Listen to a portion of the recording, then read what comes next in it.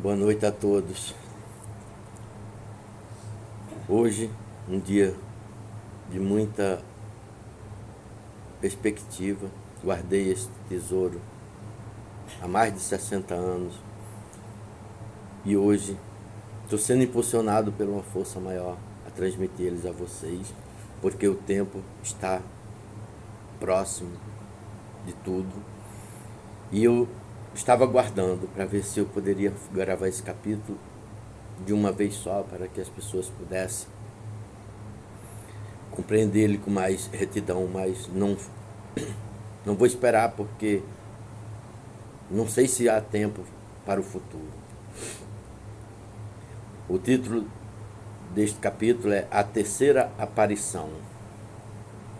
Numa daquelas sangrentas noites de perseguição aos judeus, soaram pancadas na portinha falsa que existia nos fundos da horta gregoriana e que não se abria havia 30 anos.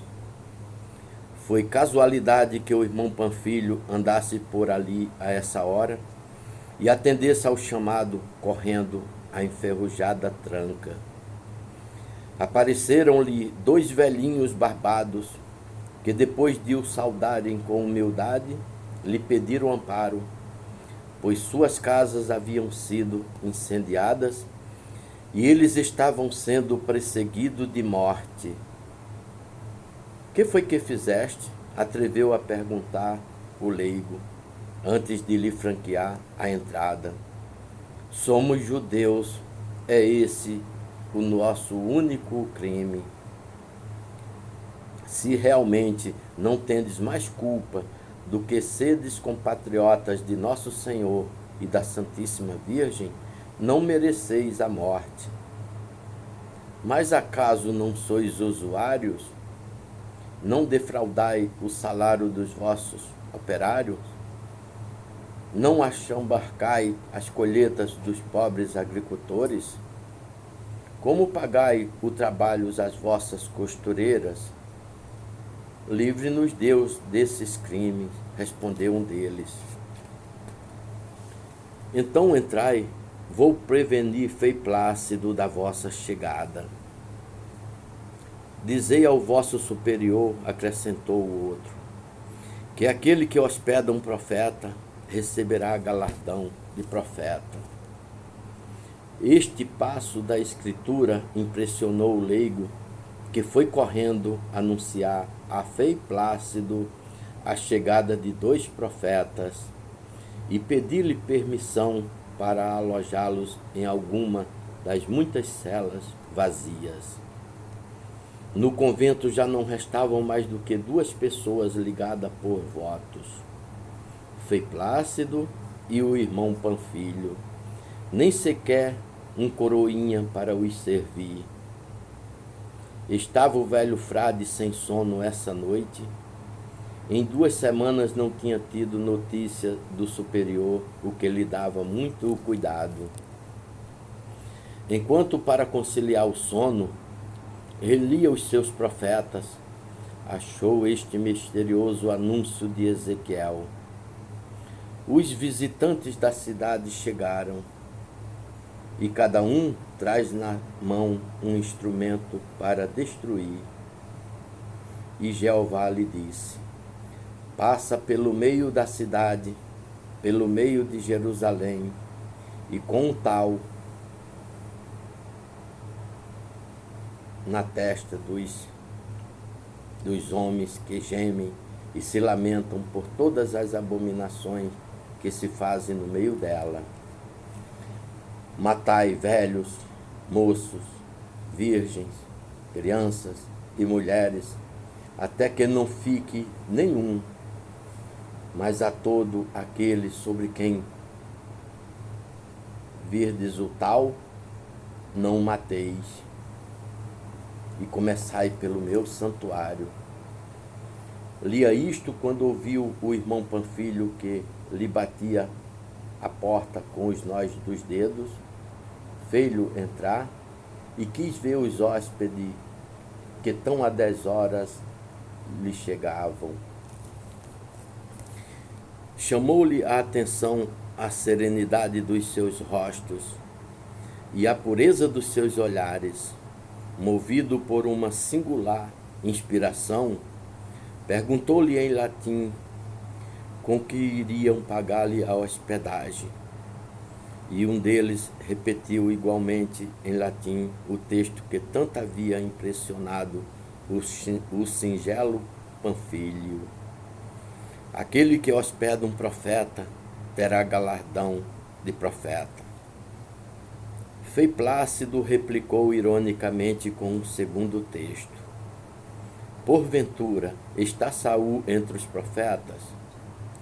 Não Saul, porém Elias, respondeu o outro dos velhos. Elias, que segundo Malaquias será enviado antes do dia grande do Senhor, para reconciliar o coração dos pais com o dos filhos. Vejo que és perito nas Escrituras. Se ele se chama Elias, como te chamas tu? E vais crer-me se eu disser o meu nome? Respondeu o velho: crer-te-ei se me disseres a verdade. Chamo-me Enoque. Frei Plácido sabia que os dois patriarcas da antiga lei, Enoque e Elias, não haviam morrido, mas desde milhares de anos viviam em algum lugar oculto da terra. Mas ao se encontrar com aqueles dois judeus velhos, que se diziam chamar-se como eles, para darem a entender serem eles mesmos, não os teve como profeta, senão como impostores. Todavia autorizou o leigo a recebê-lo e não pensou mais nisso. Na madrugada seguinte, o irmão Panfilho correu a contar-lhe que acabava de os ver levantados, lambuzando as portas da cela com um pincel. Em cada uma pintaram um sinal que parece uma cruz, mas não é uma cruz, e sim desta maneira, explicou o irmão Panfilho, é um tal. Disse pensativo Frei Plácido: deixa-os, parece varões de Deus. Mais tarde, viram-nos ouvir a missa de Frei Plácido e aproximar-se da mesa da comunhão com grande devoção. Por esses dias viam-se tão poucos fiéis nas igrejas que se pensava se já não seria os tempos anunciado pelo próprio Jesus ao lhe falar dos sinais da sua segunda vinda à terra. Quando vier o Filho do Homem, pensa que acharás fé sobre a terra? Passagem misteriosa que só se compreenderá quando chegar a hora. Era o primeiro domingo do Advento, o primeiro dia das 4 semanas que a igreja destina a preparar o espírito dos fiéis para o Natal. As leituras da missa desse dia estão cheias de alusões ao segundo advento de Cristo, o qual será precedido e anunciado por cataclismas horrorosos. Anuncia-se o dia da ira, em que o mundo será reduzido a morrões. Mas antes sobreviverá um período longínquo, milhares de anos talvez, milhares de séculos, nos quais o diabo permanecerá encadeado para não tentar os homens, e Cristo reinará sobre a humanidade santificada e feliz. Ao ler o Evangelho, onde se diz que, como presságio disto, haverá sinais no sol e na lua, e bramirão as ondas dos mares, e cairão as estrelas. Frei Plácido entristeceu-se pensando que essas estrelas caídas podiam ser o símbolo de inúmeros sacerdotes apóstatas. Quando terminou a sua missa, foi à procura dos seus hóspedes e não os achou na sua cela, nem no refeitório, nem em recanto algum do convento. Refugiou-se na biblioteca e pôs-se a estudar o que teólogos e exegetas hão escritos acerca do reaparecimento de Elias e de Enoque. Do patriarca Enoque, pai de Matusalém, diz o Gênesis, que foi justo e que um dia desapareceu do mundo porque Deus o tomou. E São Paulo explica que ele não viu a morte. De Elias, sabe-se pelo 4º livro dos Reis, que indo em companhia de Eliseu, foi separado deste e conduzido ao céu num carro de fogo.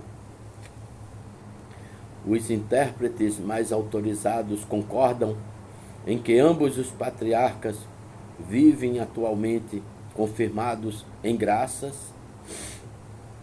aguardando a sua hora em algum lugar do mundo, alimentando-se dos frutos da árvore da vida, alimento que foi o de Adão antes do pecado, até chegar o momento da sua reaparição nos dias do Anticristo, para realizarem o que será a sua missão de Enoque, pregar às nações, e de Elias, restabelecer as tribos de Israel. Lendo isto, Frei Plácido pensou em que aqueles que ele tinham como impostores talvez fossem, na verdade, os 2 patriarcas que depois morreriam mártires do Anticristo, e cujos cadáveres ficariam abandonados nas ruas de Jerusalém. Por que não?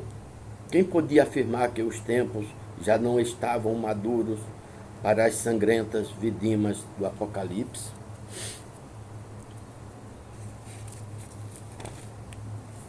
Saiu de novo à procura deles e desta vez também não os achou.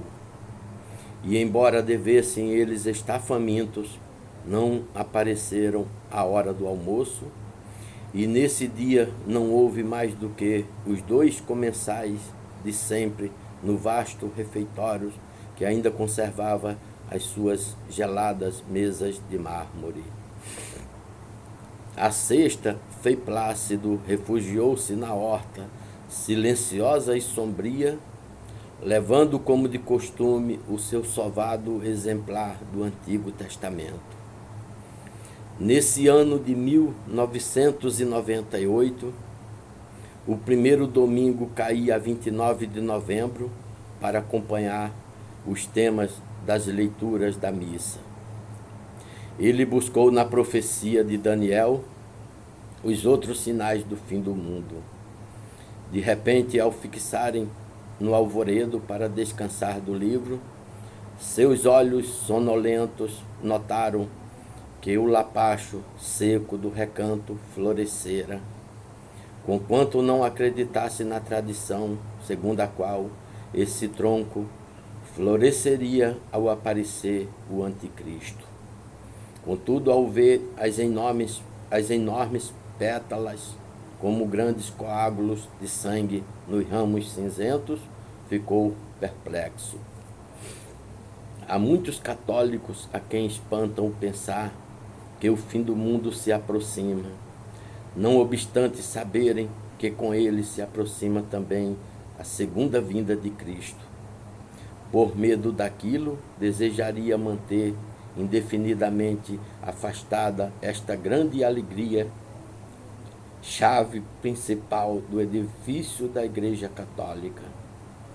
Frei Plácido não compartilhava esse medo e todos os dias rogavam pela pronta vinda do Senhor. Mas inquietava-o a certeza de que essa época seria assinalada por um sacrilégio tão espantoso que os eixos de diamantes da terra não poderiam resistir-se.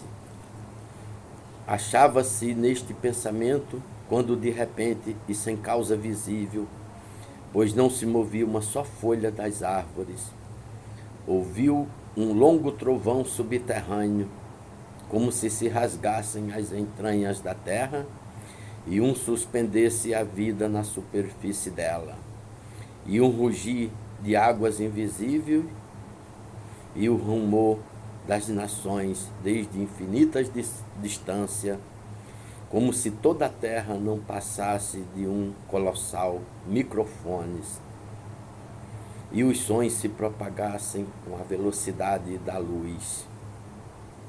Blasfêmia horripilante das turbas, feridas pelas pragas dos 7 cálices, derramada pelos 7 anjos do Apocalipse.